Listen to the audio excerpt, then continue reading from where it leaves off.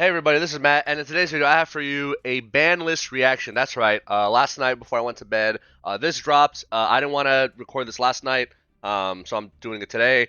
Yeah, so we got a Master Duel ban list for February 2024. So this ban list is gonna kick in February 2024. Um, it's a very small ban list, and you can already kind of see what the changes are already, like on screen. This is not a live reaction. I've already seen it. I've already like digested the changes. But what's mainly important about this ban list is not what's on it, but what's not on this ban list. Right? There's a lot of cards that should be on this ban list that are not on this ban list. But yeah. So let's get into it. So no cards being banned. One card being limited. Bestial Saronir. Yeah, so this is a direct hit to the branded Bestial, which is like allegedly the best deck in Master Duel, allegedly, right? Um, yeah, that deck is, even though it's gotten hits, branded fusion to 1, Aluber, and opening to 2 or whatever, it's still very good and consistent. Saronir I think was a 3 of before this ban list, and obviously this is gonna make it a 1 of. I don't act. So the main thing with Saronir, why it's so good with branded, is because you get to send it to the graveyard very easily. By the way, like branded has many ways of sending Saronir to the graveyard, and then Saronir will allow you to send a branded spell trap to the graveyard, such as for example, but not limited to branded retribution, branded opening, you know, branded high spirits, etc. Right? So yeah. So that's a powerful play. What I want to say is that putting Saronir at 1 isn't really gonna stop this. Like they're still okay. So Saronir's all the Bestials are searchable. So the main 3 Bestials, Druid Worm, Magnamute, Saronir are all searchable off Bestial Lubellion, which is at 3 by the way. And Bestial Lubellion is very easy to get. Either hard draw it or you can mill it, right? And then it's very easy to bring back. So I don't think this is actually going to change much. The main thing I see happening here is that branded is going to have a little bit less follow-up, right? So obviously on the first turn, they're still going to be able to put Saronir in the graveyard if they choose to, if they have the whatever. But maybe like a little, I don't know, like on the subsequent turns they're not gonna, it's gonna be harder for them to do it over and over again, right? I mean technically, what is it, branded regain can recycle Saronir, right? For those variants that play the branded regain card, which really should, it's branded regain is busted, right? So yeah, I don't think this does much to branded. If you really wanted to hit branded, honestly, like branded opening should be at 1. I think the semi limits were silly. Like just put branded opening, Aluber to 1 each, right? Instead of they're currently at 2. Obviously, branded fusion at 1 like changed nothing, right? Yeah, I think it'd be more impactful to hit Aluber and opening to 1 than to Saronir 1.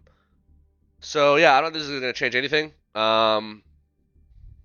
What else should they do to branded? Let's see. Honestly, I think Aluber and opening to 1 each would really help. It wouldn't kill the deck, but I feel like it would make it less powerful, right? Semi limits. So this is hold on. Let me get to semi limits later. Let me talk about the unlimited. So Conquistador was previously semi limited and is now unlimited. This was a mistake that never should have happened. Conquistador never should have gone to 2. It was never a problem card. Eldritch was never the best deck in the format. There was absolutely no reason to ever hit this card. Yeah, like Konami clearly doesn't know what they're doing, right? Yeah, so Conquistador's back.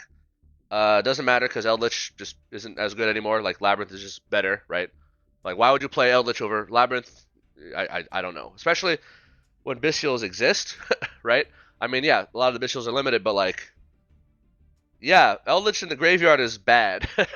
Like he wants to be in the graveyard a lot, but with Bestials around, he kind of doesn't, right? So and then there's also like Tier and the Shufflers are still around, right? the Ishizu shufflers, right? So yeah, I'd say this was just undoing a silly hit that never should have happened. Was never a problem card. Elish was never a problem deck.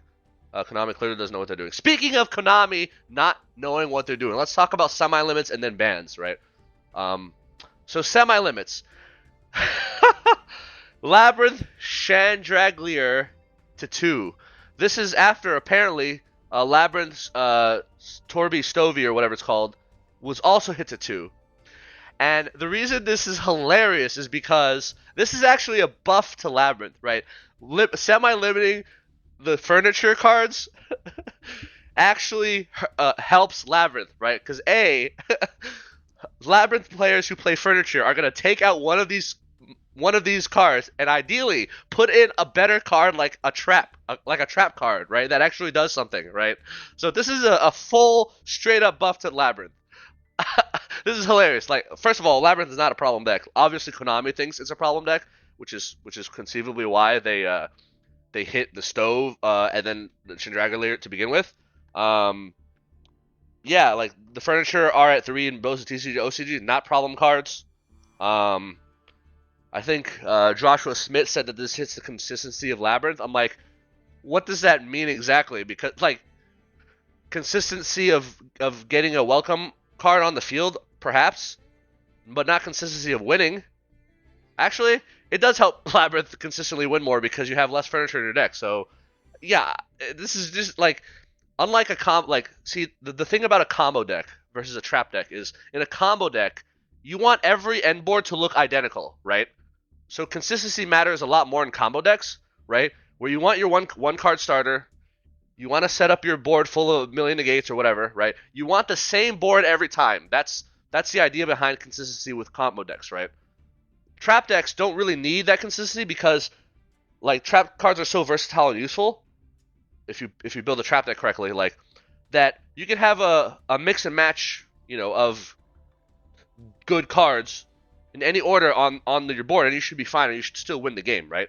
Sometimes you win via D barrier. Sometimes you win via punishment pop 3 with Lovely. Sometimes you win via Goza match. Sometimes you win via destructive Daruma cannon, a link deck, right? Like there's many ways you can win in trap decks. So you don't need consistency.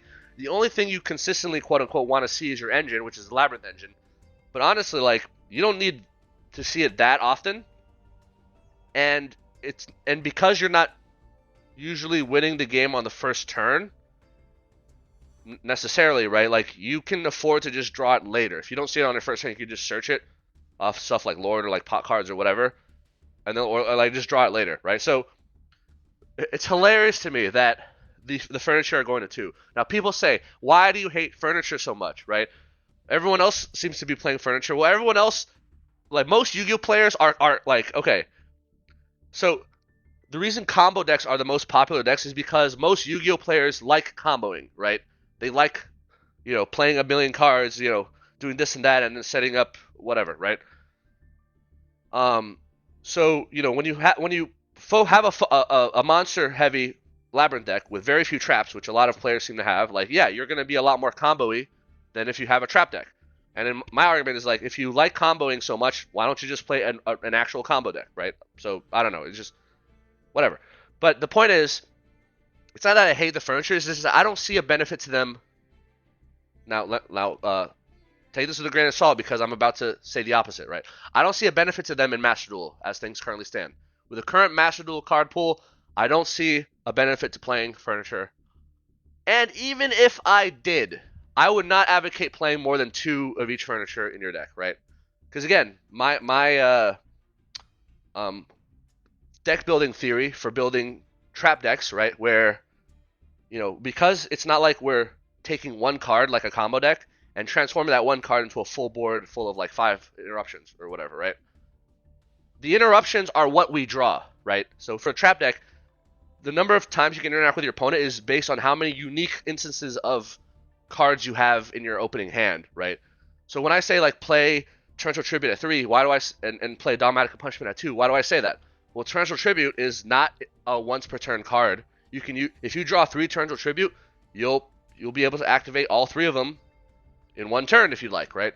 If you draw 2 Dogmatic of Punishment, you can only activate 1 per turn, right? So I simultaneously want to, so I kind of want to maximize like cards that are once per turn. So usually, or sorry, not once per turn. So usually cards that are not once per turn, are three ofs, right? And cards that are once per turn are two ofs. Two ofs, so you still see them somewhat consistently, but not more.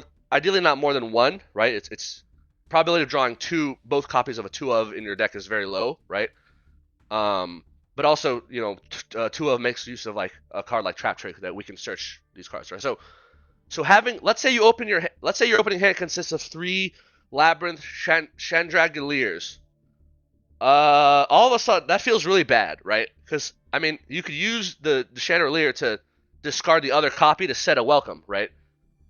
But if you have a 5-card hand and 3 of those are furniture, you discard 2 of them to generate a welcome, right? So you're down to 4 cards, right? So you effectively have 4 interruptions on your opponent's turn. You see what I mean? So even if I were to advocate playing furniture, you should not play more than 2 anyway, right? I just don't think 3 makes any sense, right? Like we're not playing 3 versus playing 2 might slightly decrease your probability of seeing a welcome card in your opening hand. I would argue that I think that you see welcome in like your Labyrinth engine often enough, even without the furniture, right? But at the same time, it decreases how strong your end board is. So, yeah, don't play more than 2 of any furniture. Now, I'm going to say the opposite now, because in the TCG and the OCG, there's a card called Transaction Rollback, which just came out in the TCG. It's been out for a while in the OCG. Mandatory 3 of, in my opinion. And that card makes furniture mandatory in Labyrinth now. So if I ever release a TCG deck profile, it will absolutely contain furniture. I'm just I'm just giving a spoiler. If I ever do release a Yu-Gi-Oh! TCG Labyrinth deck list, the very next deck list that I release for the Yu-Gi-Oh! TCG will contain furniture. Why? Because Transaction Rollback is such an insanely busted card that you have to play furniture now. And even then, when if I can concede that furniture is now good in the TCG and OCG, it's still not more than a 2 of. Like, as a spoiler, like in the TCG, I would play 2 Stove and 2 Chandelier, not 3. Because again, I don't want to see that. I don't want to see more than 1 in my opening hand. If I see more than 1 in my opening hand, I'll be very sad, right? So yeah, I think this is a buff to Labyrinth. This is this is Konami's way of thinking, oh, we're gonna punish Labyrinth for being such a strong deck, even though they're much more problematic decks, right? Yeah, Labyrinth is a strong deck, but there's other strong decks that are very problematic, right? In terms of like their toxic playstyle. But I would view this as a blessing in disguise, because it's teaching Labyrinth players, please, please, please stop playing these fucking furniture cards. Especially at 3. Like, what is wrong with you? Stop doing it. Just stop, okay? So 2 Stove, 2 Chandelier for you furniture Labyrinth enjoyers means that's 2 more slots in your deck, right? 1 for Stove, 1 for Chandelier, that are hopefully going to be good cards, right? Like a trap card, like maybe Nice Dragons, maybe a punishment, right? Instead of a stupid Stove or Chandelier. Anyway, rant over. So yeah, blessing in disguise here. I really hope they hit Coup Clock as well. Put that shit to 2 or 1, right? To teach these people a lesson, right? Yeah, I guess I would say, yeah, 1 Coup Clock is all you really need. If you are going to play the Coup Clock, and since I am going to advocate for playing furniture in the TCG and OCG, not Master Duel, then yeah, I would also do one clock there as well, 1 Coup Clock. Now let's talk about the ban list, like cards that are now forbidden. No, there are none, right? Okay, Kalos is still legal. Kashtira Arise Heart is still legal. Super Heavy Samurai Scarecrow is still legal. There's so many stupid problem cards that basically like promote stupid toxic playstyles, right? That just haven't been hit. They just ignore it. I mean, maybe Super Heavy Samurai dodges ban list because of You know, they I guess they're the most recent. They're the newest of the degenerate decks. But boy, is that deck degenerate. Um, yeah. But what's the excuse for Kashtira and Tier? I still see Tier players. I think it's the fact that they're still able to play is mind-boggling. So like, get rid of Kikalos, please. Just put this deck out of their misery already. And then of course Kashtira Rise Heart for obvious reasons, but I'm surprised the Rise Heart is not even at 1, right? Honestly, but whatever. So yeah, that's my ban list reaction. Overall, positive, right? I agree with all these changes. I agree with Saronir to 1. I agree with Conquistador to 3. I agree with Labyrinth Chandraglier to 2.